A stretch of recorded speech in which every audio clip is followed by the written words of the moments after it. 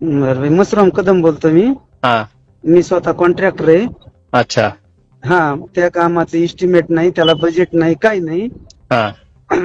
ते आपल्याला जिल्हा परिषदच्या पाणी पुरवठा आली का येणार होतं.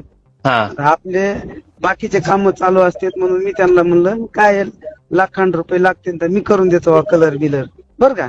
हा. पडशी एक जणांनी टाकून दिलेली कलर आणि ते मी करून दिले फ्री मध्ये. त्याची इस्टिमेट नाही, प्रमाण नाही, वर्क ऑर्डर नाही, फ्री ते फ्री. फ्री आहे का?